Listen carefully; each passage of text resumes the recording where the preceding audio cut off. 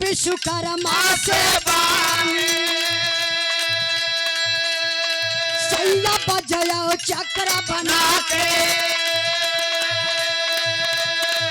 जहाला विष्णु इंद्र के जाके हमारे भाई बाप के कैला हो नजरिया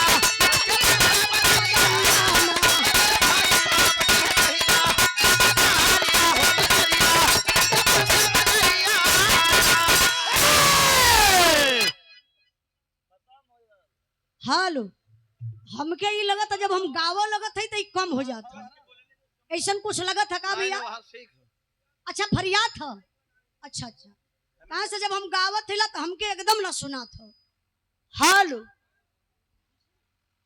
हालो बतिया वो है इंद्राज भाई यहाँ बोलने के बाद वो इसे करी तनी से आप लोगों के ध्यान यहाँ रहे विश्वकर्मा भगवान के दुल्हन विश्वकला जी अपने पति से कहली कि कहो हम सुनले बानी कि तू बहुत बड़ा कलाकार हुआ विश्वकर्मा भगवान कहना तू सुनले बाटू इतना दिन कहलो अक्को न दिन ना देखलू खा वो कलाकारिया कहा तू सुनले हो कि हम कलाकार हिला हम कलाकार हईबे करीला तो विश्वकला कहली कि सुना ऊ कलाकारी कौने दिन रात के बढ़िया बढ़िया अस्त्र शस्त्र बनावेला हर देवी देवता के देला ई बतावा कहियो हमारे भैयो बाबू के बारे में कुछ सोचला हमारे नैहरों के बारे में कुछ सोचेला कि ना विश्वकर्मा भगवान का मतलब विश्वकला कली हम यह कहत बानी कि एकाक हथियार बनाए के हमारे नैहरे हमारे भैया बाबू के दे देता तो हमारे नैहर में हमारे भैया बाबू का सम्मान बढ़ जाता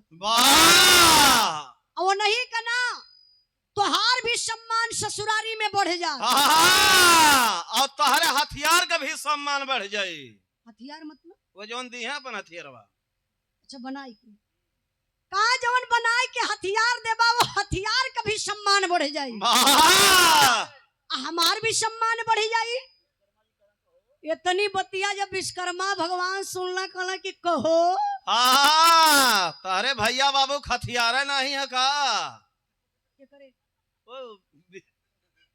विश्वकला को विश्वकला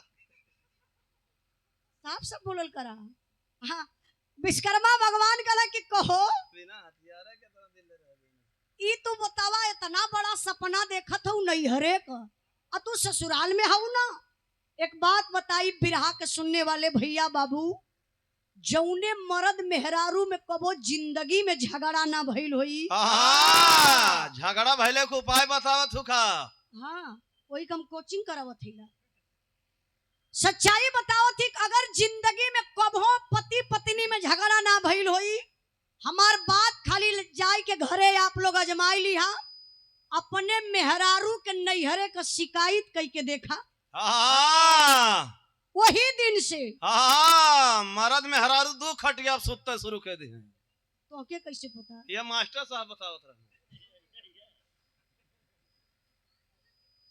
सच्चाई बात है खाली अपने मेहरारू से कदा रे हाँ हाँ तो के हम जानत हिला जौने घर से तू आइल हूँ ना जौने खानदान के तय है सच्चाई बा अगर मेहरारू हो कितनो बुढ़ा जाए लेकिन नैहरे का ममता उनकर जाले ना नैहरे में खूब सुख सॉरी ससुरे में खूब सुख कैले रहे नैहरे में खूब दुख उठौले रहा लेकिन ससुरे में बतिया है का जान तो बा जब 4-6 जने इकट्ठा हो कहीं बहिनी अरे ई मोना हमार हाल का जाना है नैहरे में रहली तक घिउए दूध में बोरल रहली जहाँ अंगूरी लगावा वहां से घिउ निकले लगा अये मोना के घरे अली तो का सुख हम दई बना दिलो एकदम देखत हो सुखल लकड़ी हो गईली इ मेहरारू का शिकायत रहले तब विश्वकर्मा भगवान उठ के खड़ा हो गईलन कहला सुना मेहरारू का जात है पिट पिट पिट पिट बोलले चल जात हूँ सुना हमार बात तब विश्वकर्मा भगवान विश्वकला के ताना मरलन अब ताना का मारत हो मास्टर साहब तर्ज ही बदल गई है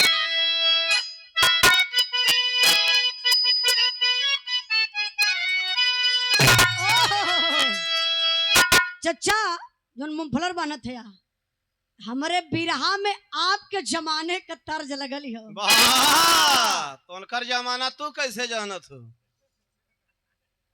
आप फिल्म एक थे चाचा देखले हो भाई आप लोगन के जमाना में एक फिल्म चलल रहल नदिया का पार। वाह अरे ये लोग कई पार देखले हम के नदी के पार थोड़ी ना। नदिया का पार फिल्म आप चाचा आप लोग देखले हो बा बड़ी साफ सुथरा फिल्म रहे। वही फिल्म का गीत लगल बा कवन गीत बा मास्टर साहब?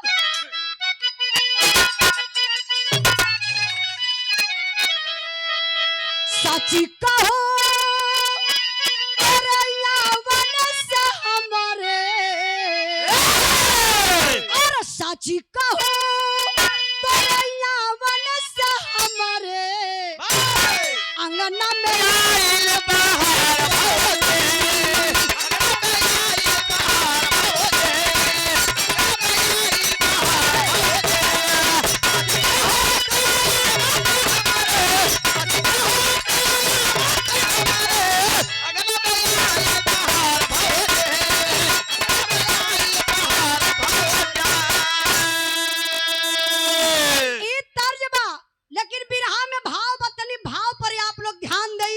विश्वकर्मा भगवान अपने पत्नी विश्वकला के ताना का मारत हुवन। और नारी का ताना बेधाज गरा में नारी का ताना बेधाज गरा में आगे जहरवा के झारवतिया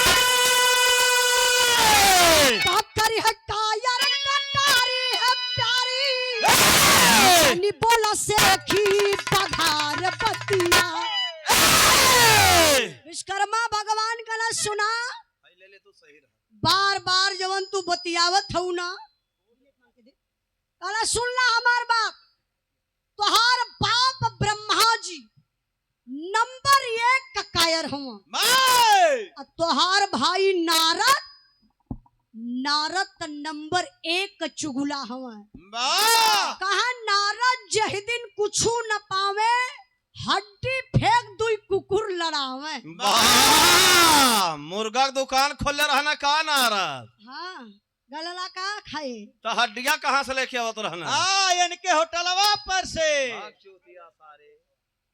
एक बढ़िया प्रचार करत हुआ संत महात्मा पुरुष सामने बैठल हुआ तू लोग हड्डी का बात करत हुआ। देखी कब हो चचा अगर आप लोग कबो भैया आप लोग अगर जाए जाई आजमगढ़ तो आजमगढ़ में हमारे होटल बा हमारे होटल का नाम बा उजाला ढाबा।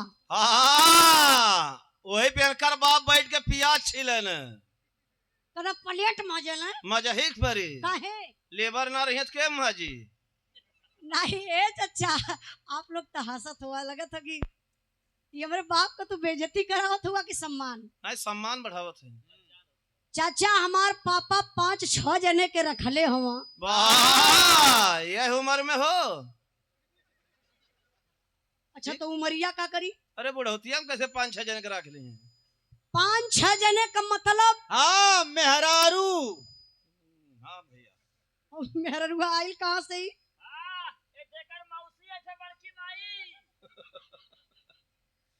नहीं चाचा नहीं गलत बात। पापा हमार 5 वर्कर रखले हुआ जैसे रोटी बनावा वाला लगे सब्जी काटे वाला लगे और काम वाला लगे। कभी भी आप लोग जाए जाई तो देखल जी हमार पापा वो ढाबा का मालिक हुआ, लेकिन हम यहाँ बिरहा का बात हड्डी वाली बात पर याद आ गई ले, यहाँ हम बिरहा का बात करत बानी। तनी से 1 मिनट देखी चेंज कर दी, बढ़िया हो जाला का।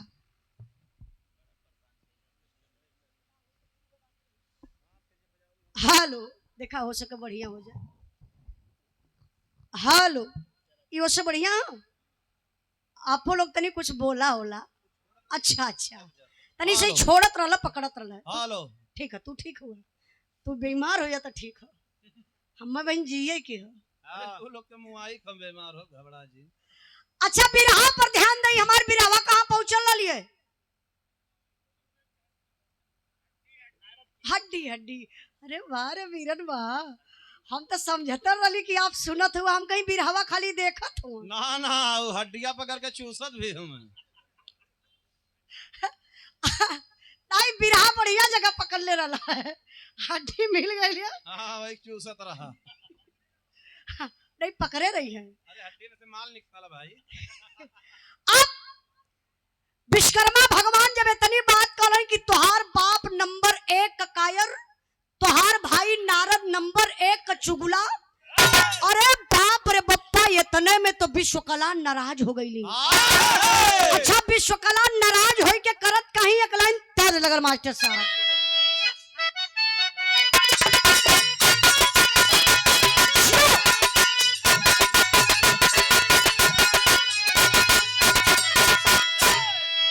अरे निमिया के डरिया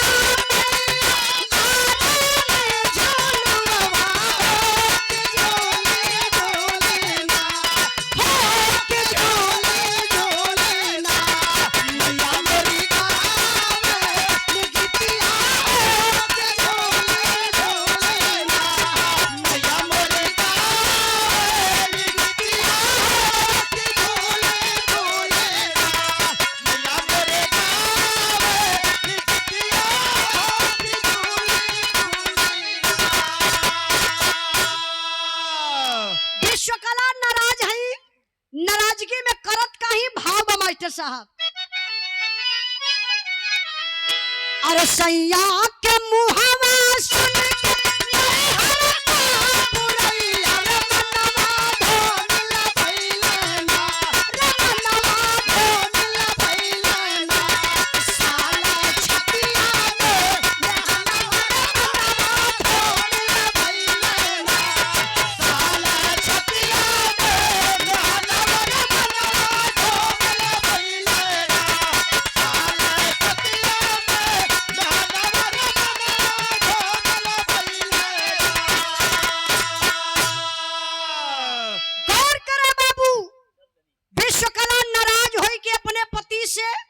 नई साड़ी पुरान साड़ी कुल कपड़ा लस्ता इतना जुटौली, आ गजब का गठरी बनौली, यही काखी तर दबौली, और नाराज हो के नई ससुरे से नैहरे चल गईली। एक बात बताई बिरहा के सुने वाला भैया बाबू, मेहरारू नाराज होली तो कहाँ जाली? हाँ, जहर खा के मर जानी। अब मर्द नाराज होला तो कहाँ जाना? दारू का ठीका पे जाना है। कहे न कह देता कि रेली से कट के मर जाना। ना ना, ऐसा बात ना, एक सीसी के बजाय 2 सीसी भले मार दिए। मेहरारू नाराज होली तो अक्सर नैहरे जाली। विश्वकला चल गईली नैहरे, धीरे धीरे समय बीतल।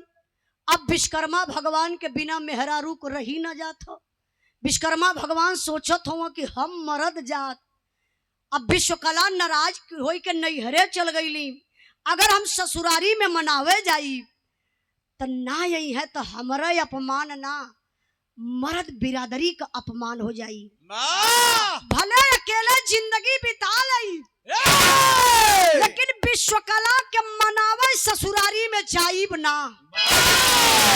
ए भैया, विश्वकर्मा भगवान कलाकार, दिमाग उनकर चेंज भयल। विश्वकर्मा भगवान कैलन का बिना कंत कामिन कल्पे, बिना कंत कामिन कल्पे, कामिन बिन कल्पे कंत लाचार, कलाकार काहे के कल्पे जे करे हाथे हुनर। बिना वेदना से पीड़ित विश्वकर्मा जी मन की ये विचार बना के पत्थर की मूर्ति तब विश्वकर्मा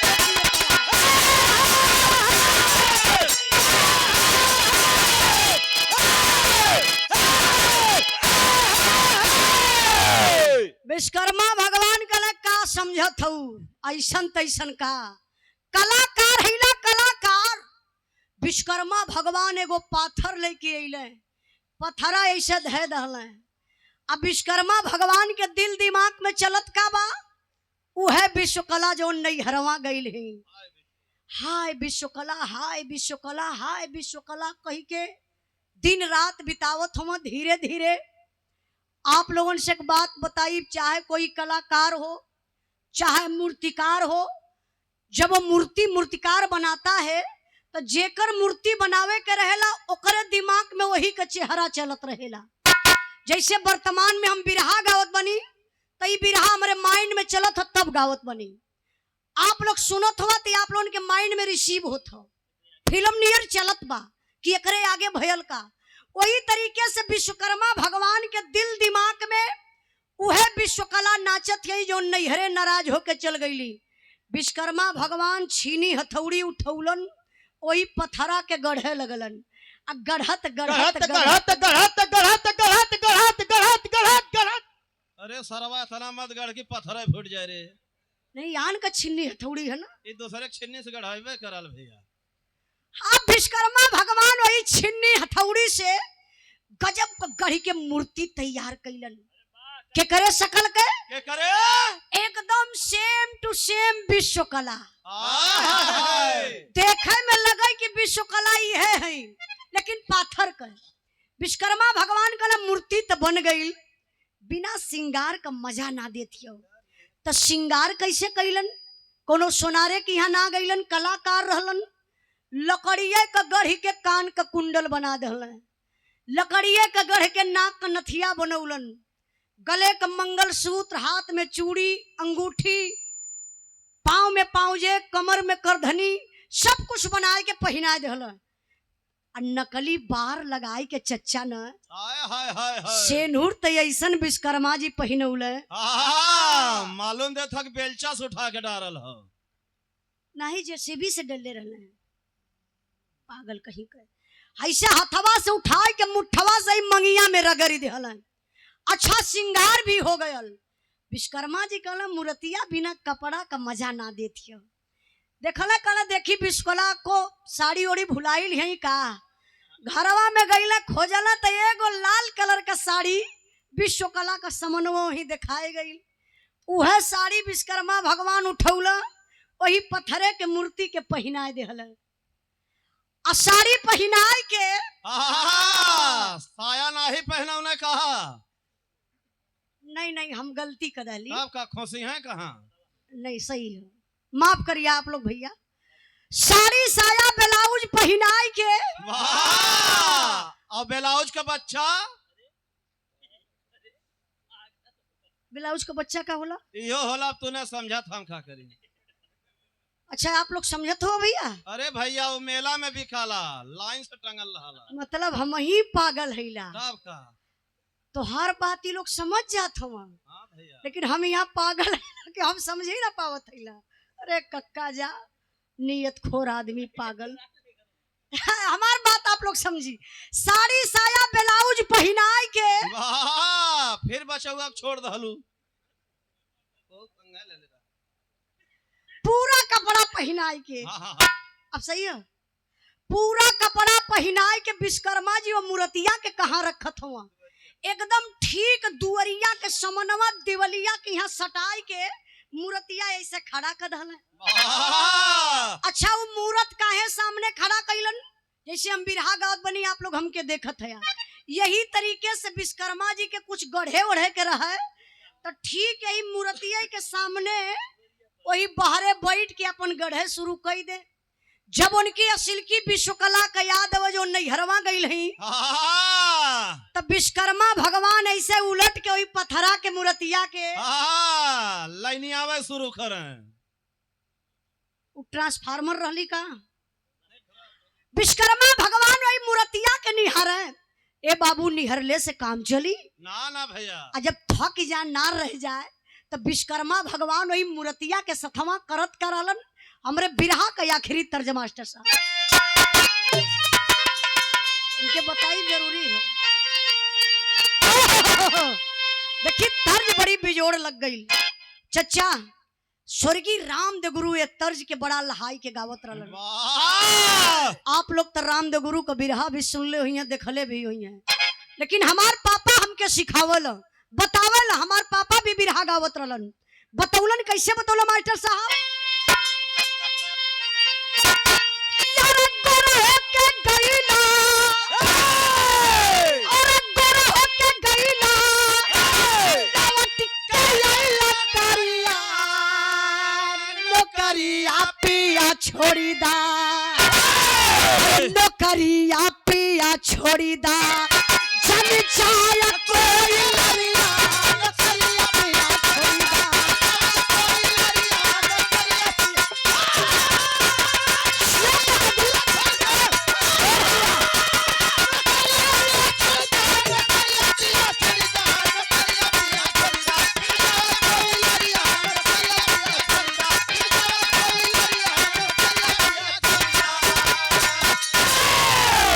ये तर्जमा। लेकिन बिरहा में भाव पर आप लोग ध्यान दिए। विश्वकर्मा भगवान और पत्थर के मूर्ति के साथे करत का हुआ? यार पत्थरा न पहचाने, यार पत्थरा न पहचाने, है काबे नजरिया से जरिया सोवई मुरहा, अरे सजरिया सोवई मुरहा, हाय तान के चजरिया, सजरिया सोवई मुरहा, तान के चजरिया।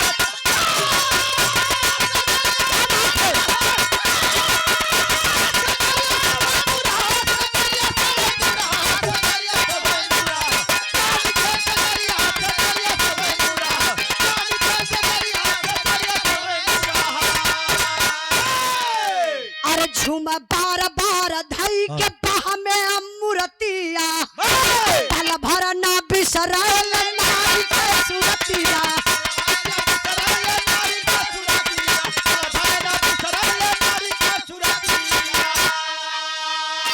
अरे ब्रह्मा जी ब्रह्मलोक, अरे ब्रह्मा जी ब्रह्मलोक का पाए खबरिया, सजरिया सोवई मुरहा।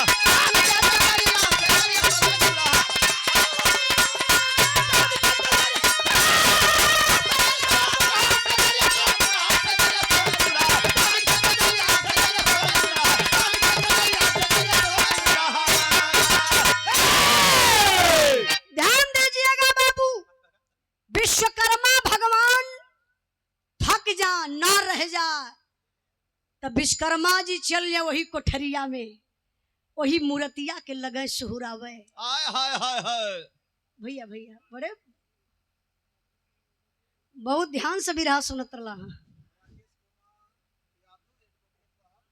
अच्छा, राकेश कुमार यादव एडवोकेट साहब हंडिया के धरती से, प्रयागराज के धरती से बड़े भैया जी की तरफ से 100 रुपए का पुरस्कार आपके चरणों में बहुत बहुत प्रणाम आशीर्वाद कचा रही।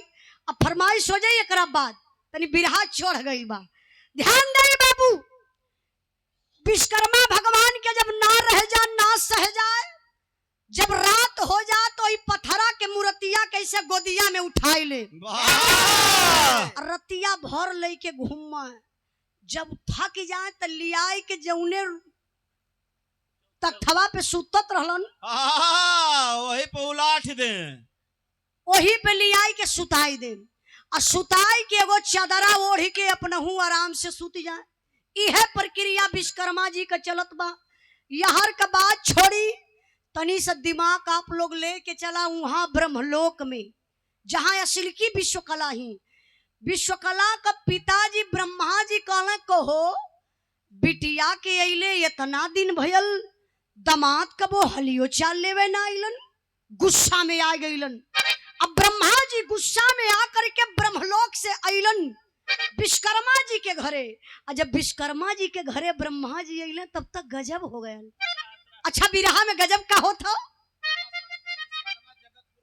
क्या बात है भैया। उमा शंकर विश्वकर्मा जगतपुर मोड़ से, अच्छा ये विश्वकर्मा परिवार से हूँ, जात हुआ का सुन लो, विश्वकर्मा भगवान का करा मत तब जाइए। हाँ हाँ बहुत बहुत धन्यवाद। 200 रुपए का पुरस्कार देके सम्मान कैलन। आई तरी बिरहा पर ध्यान दें। ब्रह्मलोक से अइलन ब्रह्मा जी, गुस्सा में लाल। अब बिरहा में गजब का होता मास्टर साहब।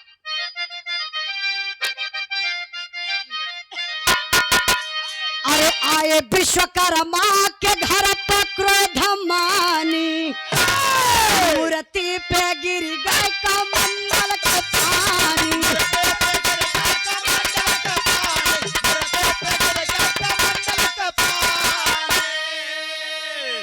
और पत्थरों की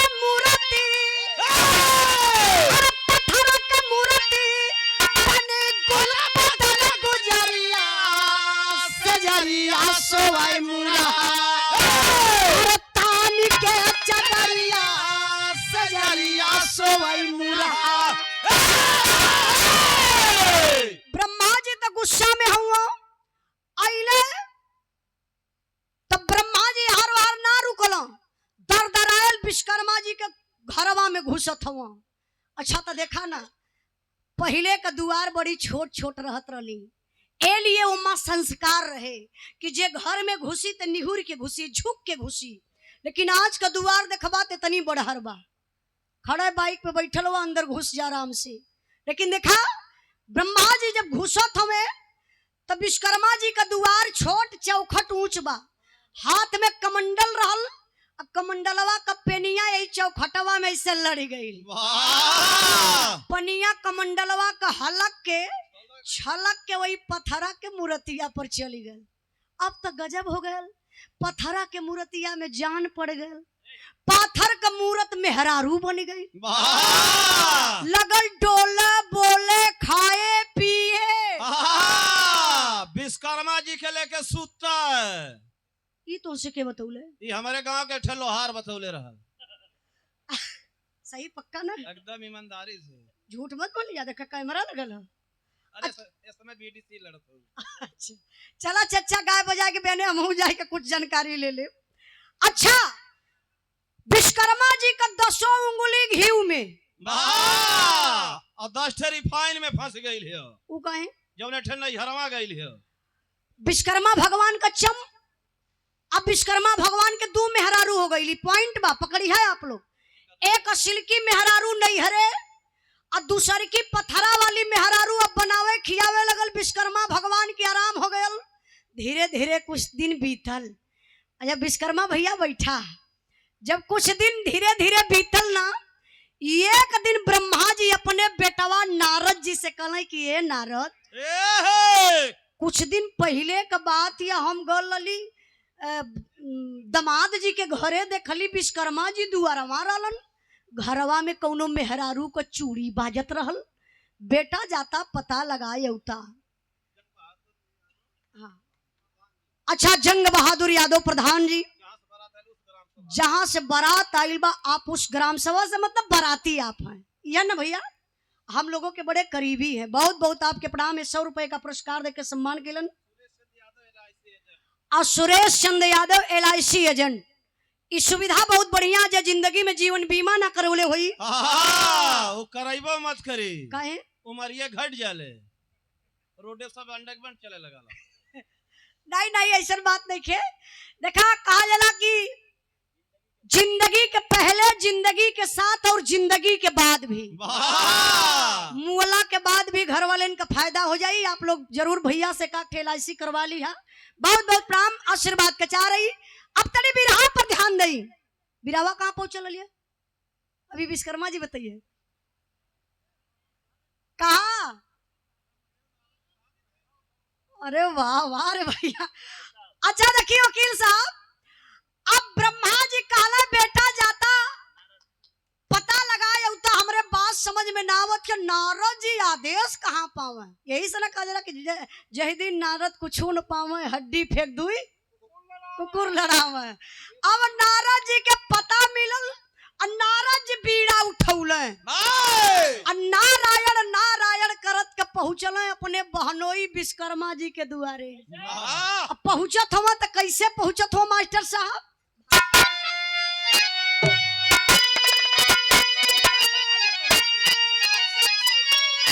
अरे एक दिन पहुंच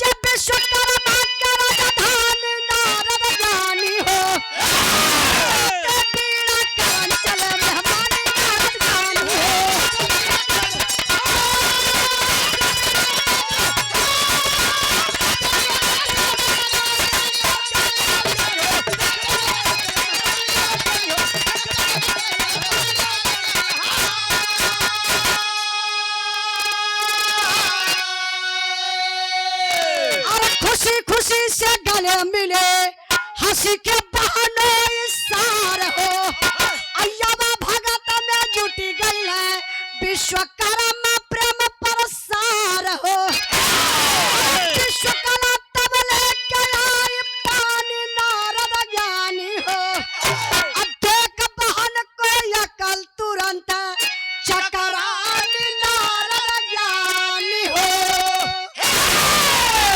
हाय देखा नारद जी अपन बीड़ा बजावत नारायण नारायण नारायण करत के आई गईलन विश्वकर्मा जी के दुआरे।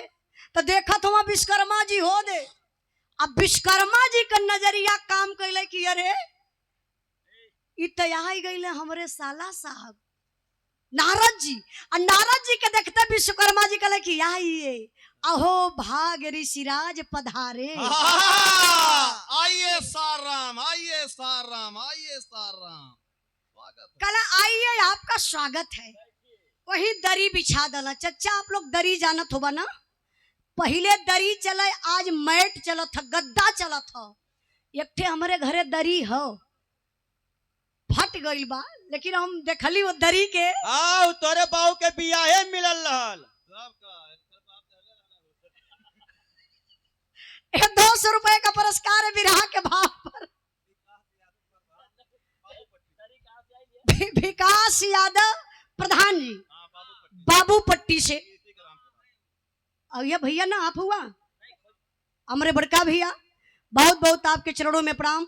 विकास यादव प्रधान बाबू पट्टी से आपके तरफ से 200 रुपए का पुरस्कार भैया के चरणों में बहुत बहुत प्रणाम आशीर्वाद कचा रही। सब भाई इनके नमस्ते प्रणाम। तनी बिरहा पर ध्यान रहे। दरी वाली बात चलत है ना। अच्छा दरिया आइल कहाँ से हो? अच्छा दरी हमारे पापा के बियाहे में मिलली हो। इनके खूब जानकारी हो। तब का यही के बाप दहले हुए तभी हमार का भइले मम्मा हुआ साहब। मम्मा तू हमार मम्मा रहबा। हाँ हमारे बाप के यहाँ ले चढ़ के जात हुआ भाई का सार तरला मौका से। अच्छा देखी बिरहा पर तनी ध्यान दई। नारद जी दुआरे बैठल हुआ पलथरिया मारी के। तब बोले वो पथरा वाली विश्वकला सोचली दुआरे के हुआ गल हाथे में मिठा लाली पानी लहली लिया के नारद जी के बगलिया में रखली। और जब नारद जी के बगलिया में पनिया मिठवा रखली तो नारद जी का मुंहवा बवाए गया। नारद जी घबरा गए कहला कहो अब हम घरवा रहली तब बहिन घरे रहल है आई कब बहनोई के घरे आ गई। टेम्पू रिजर्व कह के आइल रहल। हाँ ओकर ड्राइवर ही है रहल। अरे हम ड्राइवर है रास्ता में उलाट दे तो कहां पहुंचे दे। अब नारद जी के पानी ना पियायल ना मिठा खवायल उठा लेना बीड़ा।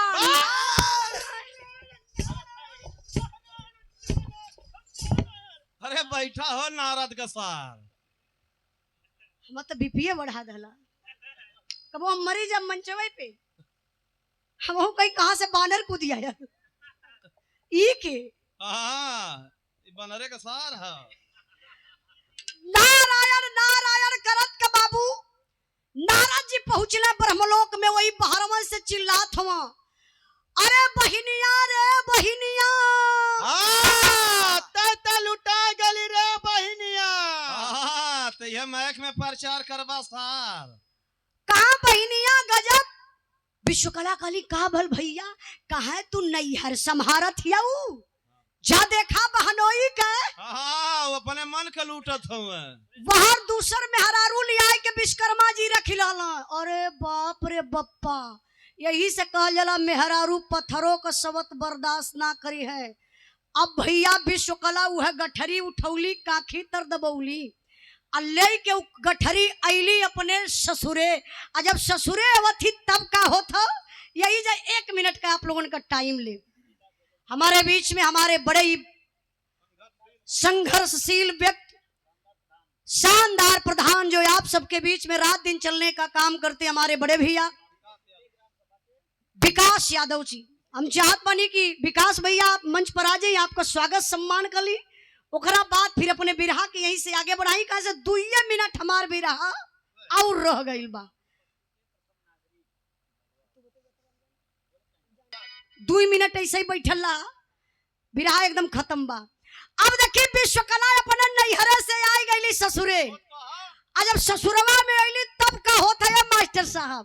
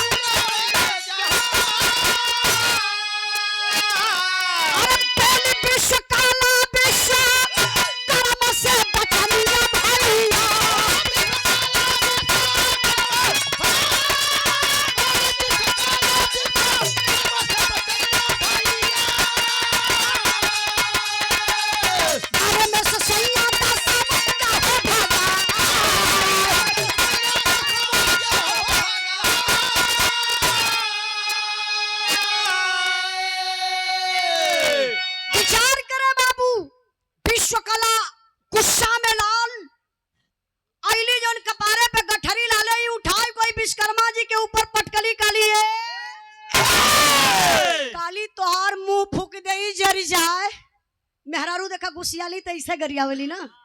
आप लोग वकील साहब तो कबो कबो तो मैडम हो ही जाते हैं। अरे गरम मत बोला, हर जिला का भाषा अलग होले। गुस्सियाए वाली बात बोलबा तो समझिए। विश्वकला गुस्सा में लाल विश्वकर्मा जी से कली की कहो हम नाराज हो गईली, हमके मनाए ना पौला, लियाए ना पौला, घर में लियाए के सवत बैठा लला। उस सवतिया बाय कहाँ? विश्वकर्मा जी कहले अरे देवी आप प्रकट हो गईलू, कहाँ देवी न देवता, पहले बतावा उस सवतिया बाय कहाँ? ए भैया बिहौती विश्वकला दरदराइल घर में घुसली। आहू जन पथरा वाली रहली चच्चा वही अंगनवा में सूत के ऐसे मैक्सी उठा के बेना से हवा लेत रहनी। हाँ ये तो जो हवैया देत रहना ना ना हम वीडियो कर बनावत रहनी। अब ऐसा सूत के आराम करत है तब ले असिल की विश्वकला जाय की झोटा पकड़नी। कली करे सवतिया घर हमार, दुआर हमार, भतार हमार।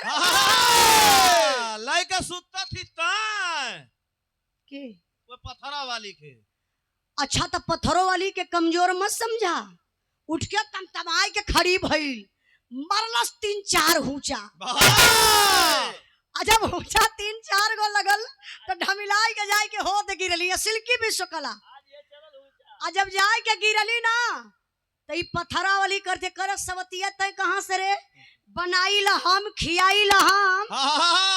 सुत्ते खातिर मार कर थी ना। हाँ वहाँ सुतले का मरिए रहल, असली झगड़वा ही है रहा। यह कुल तो जनबे करला। अब भैया गजब, अच्छा गजब का भयल असिल की विश्वकला पकड़ली नकल की कबार, और नकल की पकड़ला ससली की कबार। भैया बैठा बैठा, ए बीरन बैठा। अब पकड़ के झोटा भैया विश्वकला दोनों वही अंगना में कैली पटकी पटका पटकी पटका पटकी पटका पटकी पटका पटकी। अब ऐसा पटकत हम की ओकर साया ब्लाउज फाड़ दे लगत ह। आन का मेहरारू है ना, देखा पंचकी का पटका। अच्छा वही अंगना में दोनों विश्वकला कैली पटकी का पटका। अब विश्वकर्मा भगवान कांपे लगल, कहला ही दादा ये तो दोनों लड़के मर जाए चाहेली, अब तो फिर बिना मेहरारू को हो जाई। वो तो संजोग से पत्थरे का बनौली मूर्ति, और ब्रह्मा जी नाल होता कमंडल का पानी ना गल होता तो मूर्तिया तो पत्थरे का न रह गई हो, वो तो संजोग से मेहरारू बन गई। तब विश्वकर्मा भगवान का दिमाग काम कैलस, बस परोर के मंत्र चलौलन, कला असली नारी असली हो जा, पत्थर वाली नारी फिर से हो जा पत्थरा वाली। ऐसा ही स्टाफ असिल की विश्वकला कली देखा देखा सवतिया के देखा कैसे खड़ी है, देखा कहाँ वही विश्वकर्मा घर में कहा देखा सवतिया का कैसे खड़ी बा। ऐसे विश्वकला धक्का दहली, पत्थरा वाली गिरल अरराई के। विश्वकला कली देखा सवतिया शर्म ना लगत हियो, भतारे का कमाई खाई के चिकनाई लियो, अगर एके ऐसे छोड़ देब ना और हम फिर नाराज हो जात तो हमार पति के फिर तैयार कर दी है। कहा ना बांस रही ना बाजी बांसुरी, असिल की विश्वकला लेके ऐनी छीनी हथौड़ी। भैया वो पथरा वाली के लगली काटे, मरली वकील साहब यहीं से दोनों बाहें कट के छटक गई, मरली यहीं से गर्दन कट के छटक गल, मरली सीना फट गल। गजब तयब भयल जब एक छीनी हथौड़ी मरली यही पेटवा पे, हाय हाय हाय पेटवा फटल भैया, एक सुंदर सा बेटी पैदा भइल। वाह, मतलब विश्वकर्मा जी अपन काम कहे गुजरल रहन। नहीं इतना तो हम ना जानकारी हो। अरे अठे हवा दहना अब कहिया जानकारी होई। हाँ, जब वो बिटिया पैदा भइल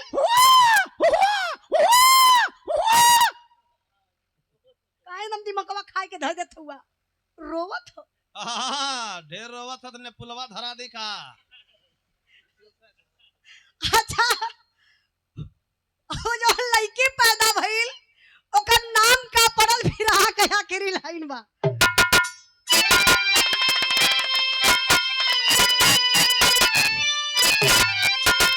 अरे नाम कन्या का जग में जगमग रती,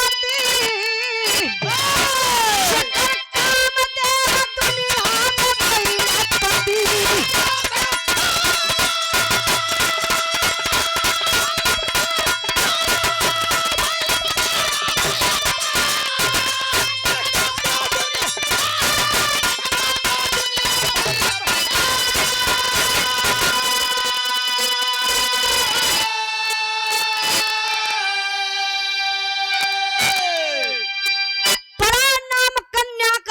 जगमग रती, जेकर काम देव दुनिया में भइले पति। वकील साहब वो लड़की का नाम का पड़ल रति। रति जब सयान भइली तो उनकर बियाह कैसे भइल? कैसे? कामदेव से। अब कामदेव के रहल कुछ लोगन के मालूम होई, कुछ लोगन के ना मालूम होई। कितना जने के पता कि कामदेव के बात नहीं? हाथ उठाई तो। अच्छा हम बता देत बानी, बहुत जने के ना पता रहेला, कोनो बड़ी बात नहीं खे। कामदेव हर एक इंसान के अंदर आज भी पावल जाला है। हमारे पार्टी में एक जने कामदेव खत्म हुए। के कर? ये हारमोनियम मास्टर। कामदेव सच्चाई बताओ थी बिरहा के सुने वाला भैया बाबू, अगर अपने असली रूप में कामदेव आ जाना प्रधान जी, तो अच्छे अच्छे ऋषि महात्मा पुरुष लोगन का कंठी टूट के ताखा पे धरा जले।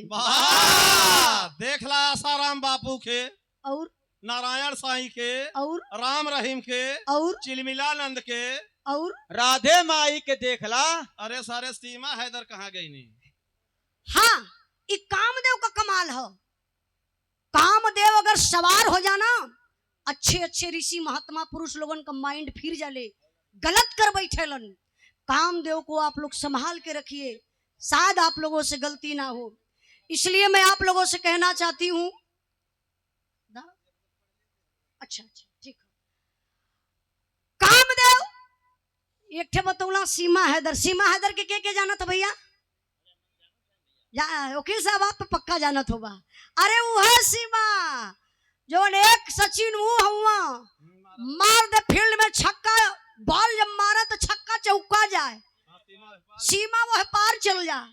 लेकिन एक ठे मुछ मुछावा सचिन पूरा सीमा में उठा लिया यार, पाकिस्तान से सीमा के उठा लिया। सथवा में 4 विकेट भी लेके आइल रहा। 4 लड़का का मतारी बा, तब का एक ठे अंपायर भी रहा। एकर मतलब ये समय फील्ड में दौड़त है। हाँ, एक ठे पेटवा में लेके आइल रहल। अरे वो तो नेपाल से लोड होके आइल है। ये समय हो पता चला तो भैया के एक ठे इंडियन भी पैदा कर दहलस। बहन इंडियन कई थे। तो जानत हो कामदेव का कमाल बा। कामदेव बहुत बड़ी गलती कैलन। कामदेव के शिव जी जलाई के भस्म कदलन, राख कदलन। रति जाई के कामदेव के सामने रोवत है कि बिना पति के नारी के कवन गति, हमरे पति के जियादा। शिव जी कहलन कि ए जन्म में ना अगले जन्म में तोहरे पति के जियाई, फिर तोहार बियाह कराई। तो देखी बाबू, रामदेव का अगला जन्म का भइल, आगे बियाह का भइल, हमारे बिरहा यही जे खत्म भइल। कुछ गावे बजावे में नालो उनके हंसी मजाक में कोनो प्रकार का गलती भइल हुई तो आप लोग क्षमा करने का कष्ट करिएगा। हाँ सुधेरो काम देव खत्म है हुए यह जन्म में, अगले जन्म में आके कैसे पता जानत है कुछ बतौले हुआ का सुधीर भाई अंदरूनी बात देखा ऐसा कहा तो बहुत दूर सास सुरहुरपुर पहुंचल तनिको नस पकड़ैबा तो ई समझ ला कि डॉक्टर हवा गट्टा पकड़ा देबा तब तो ऑलरेडी तब नरियत है हम बता दे। तो देखी तो थोड़ा सा विलम्ब भैल है साउंड सर्विस सेट करे में, लेकिन फिर भी कोनो बात नहीं, आप लोग बड़े सम्मान से सुनला भी रहा। बहुत बहुत आप लोगों के धन्यवाद। यही बात पर राम सिंगारे यादव बीरापुर प्रतापगढ़ के धरती से ई बिरहा का बहुत बढ़िया कार्यक्रम। ई तारीखिया कहाँ स्पष्ट हुई? अच्छा हाँ 23 फरवरी के जैसे कच्ची पक्की भात होला ना, भात में कार्यक्रम हो तो 23 फरवरी के ई बिरहा का बहुत अच्छा कार्यक्रम है। बिरहा के बड़े भैया गायक कलाकार प्रेमचंद यादव प्रयागराज से, गायिका हम उजाला यादव आजमगढ़ के धरती से। बिरहा इस समय पर रात्रि 9 बजे से। अच्छा भैया ये रात में कहा जाला का?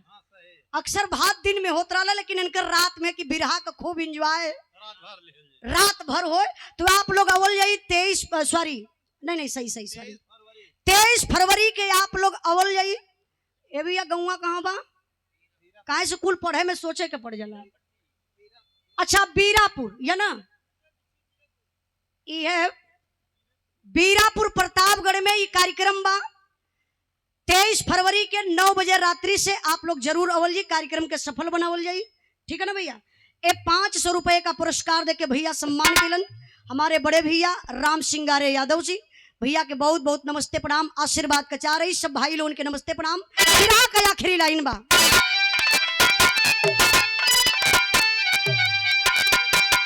गुरु बिहारी गुरु गणेश गुरु राम लाल गुरकारी, स्वर्ग गए चंद्रिका कवि मुन्ना जी बने पुजारी।